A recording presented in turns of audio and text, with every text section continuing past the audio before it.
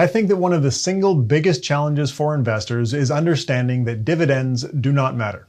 Dividends do not matter.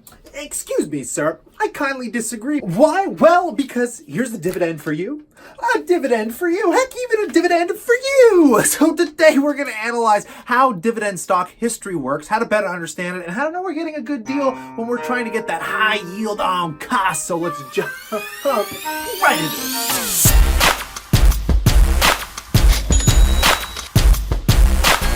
Welcome back, my passive income investors alike. In this video, we're going to better analyze how you understand the dividend history of a stock. We're going to look at some websites that I'm going to personally recommend to help you better understand if you're even getting a good yield. So that how high is that dividend, and is that where you should be purchasing it at that price? So let's head on over to my computer and let's analyze some of this, shall we? All right, let's jump right into this, guys. If you're new to dividend investing, I'm going to help you understand the intricacies a little better of just analyzing companies strictly through their dividends as simply as possible. But first, as an example, here's my own tax-free savings account. Now, the goal behind this is obviously to replace your working income at some point in your life. But if you are going on the dividend route of investing, chances are you might want to be able to tap into that income like I do whenever you may need it. So we can see my year-to-date dividend income, my month-over-month income projected. And as we take a look here, guys, we just want to specifically focus on my yield on cost, which basically just means what my average yield is for what I paid for the price. So how much of a percentage of dividends am I collecting per year versus the share price that I paid?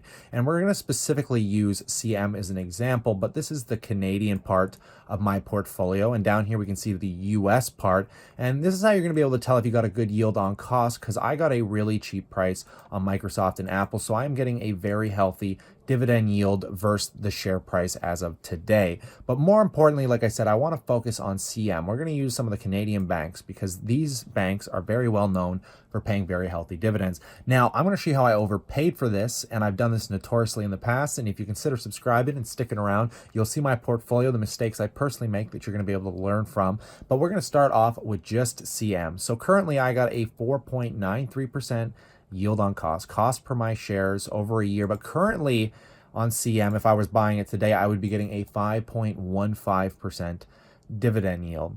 So what I'm showing you is that basically if I took my time, I could have got a better deal on it, and I had to do what was called cost averaging. So I paid for some shares up here, but I also started buying shares down here to help give me a better average. But what I want to show you today is how do you understand what the best average for a dividend is in a specific company. Well, let's use Bank of Nova Scotia. Let's go into another bank that I own. And currently there's a 4.79% dividend yield on this. And my current cost on it is 4.77. So at this current valuation, I got a fair price, what you could get into it for today. So let's take a look exactly at their dividend history. And the site that I'm going to recommend for this is called Market Beat.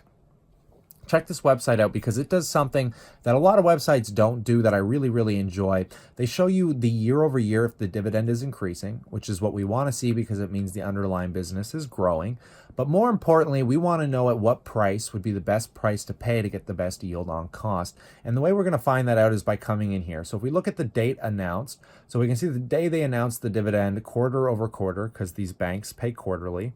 But over here, we can see what the yield is. So if you were to buy it when they announced it, this would be your current yield, which is absolutely incredible. As the last dividend, it had a 5.3% or 5.31% dividend yield at that moment. So currently, what we would like to do to best get the best yield possible is we want to do the average mean. And I'm sure we've done this when we were in school, where you take all the numbers and you figure out what that middle number is. And we're just going to glance over this to give you a better idea. But we can see over time, the Bank of Nova Scotia essentially pays out between, on average, clearly my yield on cost sucks if we could have got a 5.31, but at the same time, if we scroll over it, we can see that the average price fluctuates usually between 3.8, 3.9-ish, and it usually goes up to about 5% at the highest. So we're going to say the average is probably around that 4%, 4.5 mark. So when we look at what the averages are, we want to make sure that when we're buying this, considering how much this stock fluctuates and the yields fluctuate over time, we know that if we can find that yield above that 4.5% mark, we know we're probably starting to get a a half decent deal on a very solid and consistent company. And if it dips below that 4.5% yield, we know we should probably hold off and just wait and see what the stock actually does. And this is only really reliable for companies like banks, companies that are very stable over time, companies like Apple, which we'll take a look at. The problem with companies like Apple is they're a little bit more volatile because they are not a dividend focused industry. They are basically more focused on what are called share buybacks. And if we go into the same website, MarketBeat, and we take a look at the history, we can see, yes, they've increased the dividend history over time. But if we take a look at the percentage yield, we notice the fluctuations are extremely small in comparison. But we can still do the same form of analysis. The only problem is the history goes so far back and it is so inconsistent. It's very hard to understand whether you are getting a good price or a yield on cost on this. But if we scroll through, we can see it usually hovers between 1.5 and 1.7 on average. And if we scroll through, we'll see that consistently over time. So we'd probably try and want to get it somewhere around that 1.7 because I don't think you would catch these very odd 2% to a point. Like it'd be very hard to catch that considering that was years ago, whereas today the average yield is much lower. So I mean, you just have to buy it, hold on to it, and then over time, as the dividends increase and the share price increases, your yield on cost will become less and less, which we can see with some companies that I do hold. If we go back into my own personal holdings here, we'll see companies like Apple. For me, I am getting on Apple specifically a 1.78%, which is above the much higher part of that mean. Now let's take a look at another company that is very popular right now, a company called Altria Group MO. It is a tobacco stock and it has a very high yield currently for its share price. But as we can see, the company is down a whopping 39. On the lowest low, it was down almost 50%, about 48-49%. And if we go into the dividend history here, guys, can we find the dividends? We want dividends for MO. And if we scroll down here and take a look, we can see over time this company has done a fairly consistent job at actually increasing their dividend, even from last year. And if we take a look at the average yield on cost over time, we can see that the cost has been excessively low, usually between 3 and 4%. Even in the past history, all the way back to 2012, it's barely been able to peak 5%. But recently, the dividend has been exploding. Now, this also comes for cause of concern because when the dividend yield explodes, it usually means the share price is dropping, which we can clearly see. And then we want to do is better analyze these stocks and understand why that dividend yield is so high.